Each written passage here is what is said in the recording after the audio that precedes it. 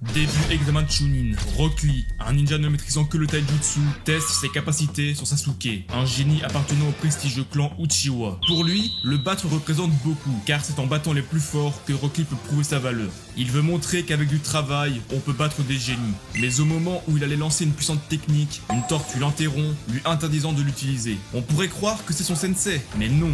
Son véritable maître fait une entrée en scène magistrale, dans une position assez étrange. Son nom, Gai Maito. Il a la même dégaine que son élève, c'est presque ridicule. Surtout ce qui s'ensuit. Il met un coup de poing à Lee et se met à pleurer avec dans une scène vraiment douteuse. Oh Lee, oh sensei, j'essayais. Ça va, oublie ça. Tais-toi, inutile de parler. Sensei Gai paraît être quelqu'un de stupide. Il punit Lee en lui disant de faire 100 fois le tour de la cour alors que l'examen va commencer, comme lui rappelle Sakura. Parallèlement, Gai impressionne. Il dit être plus fort que Kakashi. Sasuke a du mal à le croire, mais en même pas une seconde, il se retrouve derrière lui. Sasuke réalise qu'il ne ment peut-être pas, car pour le sûr, il est plus rapide que son sensei. Néanmoins, on va bien découvrir Gai durant cet arc, et il se révèle être un sensei exceptionnel qui croit en ses élèves, notamment avec le flashback de Rock Lee. Peu de temps après la mort du troisième Hokage, à Konoha, deux hommes de l'Akatsuki font leur entrée, Itachi Uchiwa et Kisame Oshigaki. Ils ont d'abord affronté Kurenai Azuma et Kakashi, puis alors que la situation allait à l'encontre des sensei de Konoha, Gai Maito fait de nouveau une entrée fracassante en repoussant Kisame d'un coup de pied. Il impose directement son aura en disant aux autres d'ouvrir les yeux et de se battre en regardant leurs pieds. Étant donné qu'il faut regarder Itachi dans les yeux pour subir son Tsukuyomi, Azuma et Kurenai avaient décidé de les fermer. Ils affirment que se battre en regardant les pieds, seul Gai en est capable. On ne connaît pas encore sa puissance, mais une chose est sûre,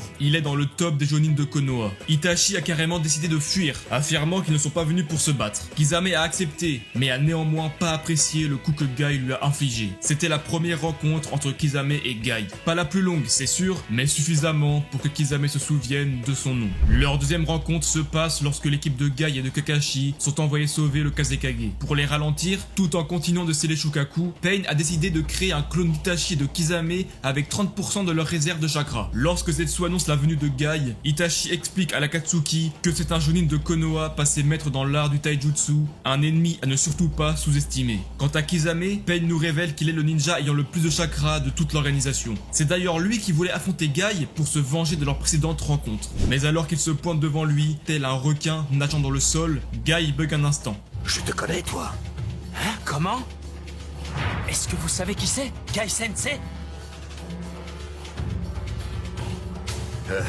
En fait, non. Je n'en sais rien. Kisame, lui, n'a pas oublié. Il dit à Gai d'essayer de se souvenir, mais rien à faire. Il ne le reconnaît pas. C'est ce running gag qui va définir leur relation. Et vous allez le comprendre à la fin de la vidéo. Neji remarque instantanément son immense quantité de chakra. Il affirme n'avoir jamais vu ça depuis Naruto. Les trois élèves de Gai affrontent pour la première fois un membre de l'Akatsuki. Et ils vont comprendre directement ce que c'est quand Kisame lance son premier Suiton. Une gigantesque vague d'eau en plein désert. Dans Naruto, le terrain influence ces éléments de chakra. Il sera plus facile de faire un Raiton sous l'orage que de faire un Katon sous la pluie. Mais s'il y a bien une nature de chakra qui est désavantagée par rapport aux autres, c'est le Suiton. Dans un endroit sec, sans eau, faire un Suiton est quasiment impossible pour un ninja lambda. Mais Kisame, lui, en est capable car il crée de l'eau avec son chakra. La vague d'eau qu'il vient de lancer illustre parfaitement ses réserves colossales de chakra. D'autant plus qu'il ne faut pas oublier que son clone possède que 30% de ses réserves. C'est ça la vraie dinguerie. Il ne veut pas dire à Gai qui il est, non. Il préfère l'attaquer et essayer de lui faire se souvenir en l'impressionnant. Il garde toujours un goût amer du coup qu'il lui avait porté. C'est au tour de l'équipe Gai d'attaquer. Rock Lee le désarme, Neji utilise sa paume du hake et Tenten lance ses armes. Mais le requin s'est caché sous l'eau. Rendez-vous compte, il n'avait pas l'avantage du terrain, mais il a réussi à se le créer. Gai croit maintenant se souvenir de lui. Un combattant qui maîtrise les techniques d'eau et qui brandit un sabre énorme?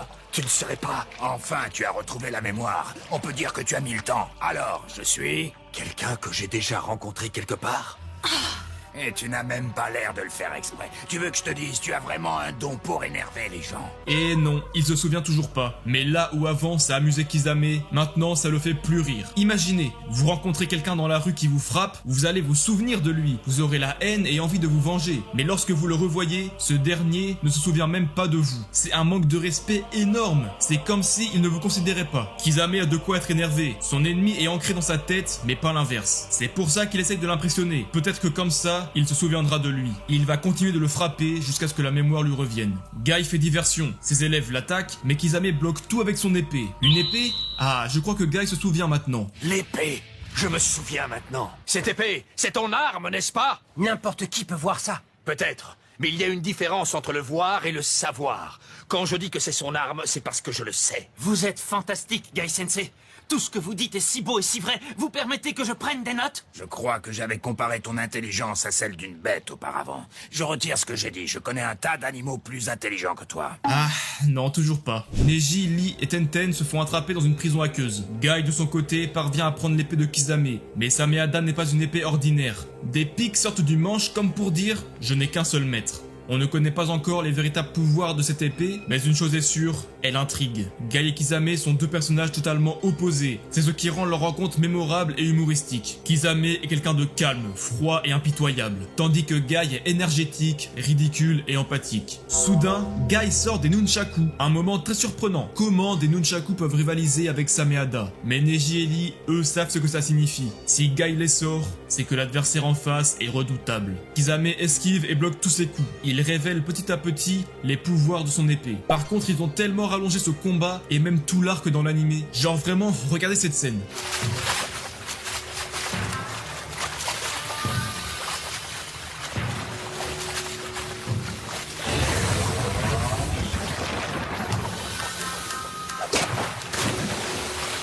Elle sert à rien, elle gratte juste du temps. En plus, il respecte pas Tenten, c'est la seule à manquer d'air dans la bulle. Kisame enchaîne les techniques, Guy croit se souvenir enfin de lui, mais Kisame a perdu patience et le coule au fond de l'eau. Il le force à ouvrir 6 portes. C'est plus que ce que Rock Lee a ouvert contre Gaara. Rien que ça, c'est impressionnant. De son côté, Neji parvient à se libérer de la prison aqueuse, puis délivre Lee et Tenten. Le combat touche à sa fin. Guy déclenche alors sa fameuse technique du pan matinal. Une pluie de coups d'une vitesse fulgurante s'abat sur l'ennemi jusqu'à l'écraser au sol. Kisame est vaincu. Mais très vite, quelque chose cloche. En s'approchant, il découvre que le corps par terre n'est pas celui de Kisame. Une chose est sûre, celui-là, Guy ne l'a jamais rencontré. Ainsi s'achève la deuxième confrontation entre Kisame et Guy. Mais le meilleur reste à venir, car leur prochaine rencontre sera la plus marquante de toutes. Mais avant ça, si vous êtes encore là, c'est que vous aimez la vidéo, donc likez et abonnez-vous. C'est 246 chapitres plus tard que Guy recroise enfin la route de Kisame. Et cette fois, d'une manière totalement inattendue et très drôle. Après son combat contre Killer Bee, que j'ai parlé dans ma précédente vidéo, Kisame s'est infiltré sur l'île Tortue, dissimulé à l'intérieur de Sameada pour espionner les deux derniers Jinchuriki. Mais lorsque Naruto a appris à contrôler le chakra de Kurama, il a détecté une présence malveillante. Kisame est alors forcé de se montrer. Parallèlement, un Jonin de Kumo raconte à Guy que la cascade a des vertus magiques et qu'elle permet d'affronter son double intérieur. Il explique que Naruto a gagné un combat contre lui-même ici. Cela l'intrigue, mais quand Aoba lui dit d'essayer, il refuse catégoriquement, affirmant qu'il n'est pas là pour jouer, mais pour surveiller Naruto. Cependant, Aoba parvient à lui faire changer d'avis en lui demandant s'il a peur. Guy prend alors la cascade pour un défi. Il s'approche, doucement, prêt à affronter son côté obscur, mais alors que le reflet de son âme malveillante commence à lui parler, Kisame sort de la cascade. Me voilà, tu as raison, il serait temps que tu te vois enfin tel que tu es. Ah, c'est à ça qu'elle ressemble, mon âme, à un monstre. Je suis hideux.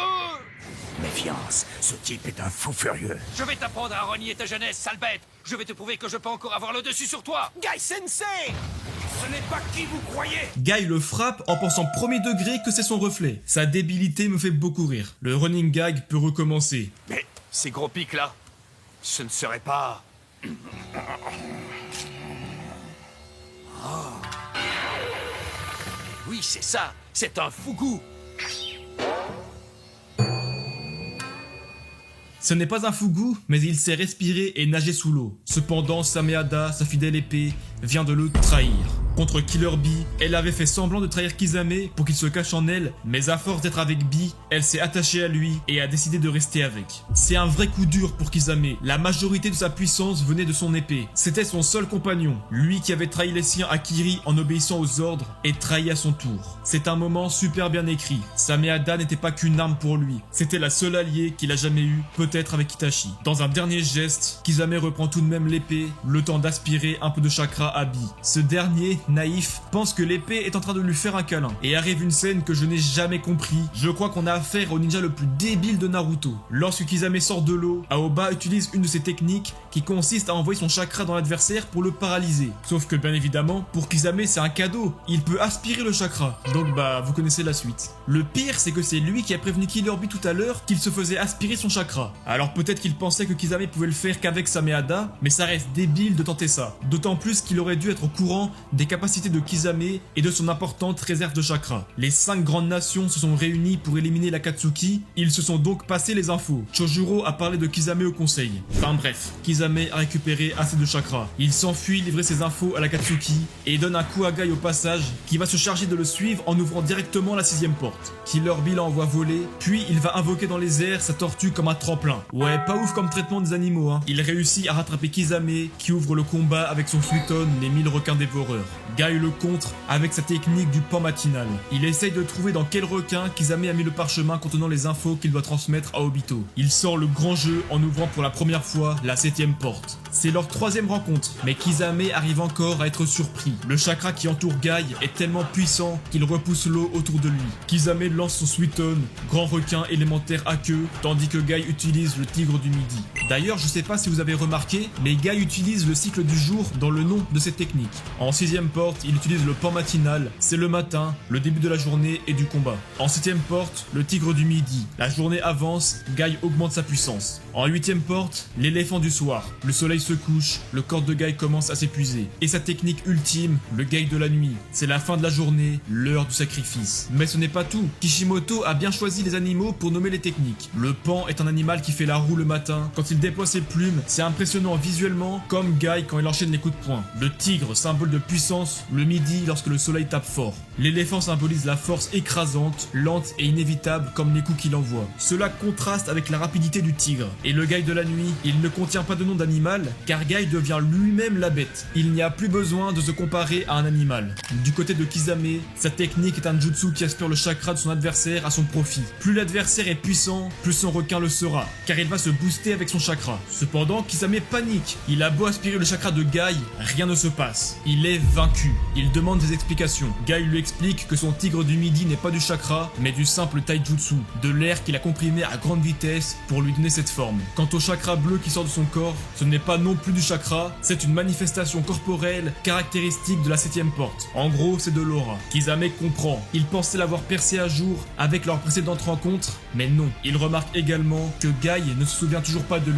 Il bouge son doigt, mais se fait calmer instantanément par Guy qui lui avait dit de ne pas bouger. C'est donc au bout de 3 rencontres que s'achève leur rivalité. Le vainqueur est Guy Maito. Kisame n'a rien pu faire, il est tombé sur le mauvais adversaire. Kisame est fait prisonnier. Aoba tente de lire dans sa mémoire. On apprend son histoire tragique que j'ai parlé dans cette vidéo, même si elle commence à dater. Cependant, au moment où le visage du supposé Madara allait être révélé, Kisame se coupe la langue, ce qui interrompt la technique d'Aoba. Tel une bête féroce, il se libère du Mokuton en pensant au rêve d'Obito, les arcades lunaires infinies. Un rêve qu'il caresse également, mais qu'il ne pourra pas voir de ses propres yeux. Guy tente de le recapturer, mais il se met dans une prison aqueuse avant de repenser à Itachi, à leur première rencontre, quand il lui a dit cette phrase mythique. Personne n'a le droit de nous juger avant la fin, parce que l'homme est capable du pire comme du meilleur jusqu'au bout. Au fond, ce n'est qu'au moment de disparaître qu'on peut enfin savoir qui on a été. La fin donne un sens à tout ce qui a précédé. Itachi, j'espère que tu as compris qui tu étais vraiment lorsque tu as rendu ton dernier souffle. Et tu sais quoi? Au moment de te rejoindre dans l'autre monde, je sais que moi aussi à ma façon, j'ai été un homme d'honneur. Kisame sait qui il a été. Il a été un homme d'honneur. Aoba, Guy, Naruto, tous sont choqués de voir un criminel aussi loyal envers l'Akatsuki. La fin du légendaire Kisame Oshigaki les aura marqués. Pour la première fois, Kisame aura suffisamment marqué Guy pour qu'il se souvienne de lui. C'était un ennemi honorable. Ce n'est qu'au crépuscule de sa vie qu'on mesure la valeur d'un ninja. Kisame Oshigaki, je n'oublierai jamais nos 3 valeureuses rencontres. Même mort, il continue sa mission. Il a piégé son parchemin pour tenter une dernière fois d'envoyer son rapport à Obito, ce qu'il réussit. Sa dernière mission est un succès. Kisame et Guy sont deux ninjas aux personnalités opposées, mais qui auront eu des rencontres mémorables. Leur running gag aura apporté ce côté comique, et leur puissance aura apporté ce côté épique. Néanmoins, quand tout se termine, il y a ce côté tragique. Kisame ne meurt pas dans l'oubli, sa loyauté force le respect, c'est un homme d'honneur, pas un simple criminel à éliminer. Et c'est une caractéristique que Guy reconnaît, lui-même est fidèle à son village, il a la volonté du feu, et c'est ça, la force de Naruto, faire cohabiter le rire et la tragédie, même au cœur des plus grands combats. J'ai fait cette vidéo car Guy et Kisame sont deux personnages que j'aime beaucoup, et leur relation méritait d'être explorée. N'hésitez pas à liker, à vous abonner, et à rejoindre mon serveur Discord pour parler avec la communauté, le lien est en description.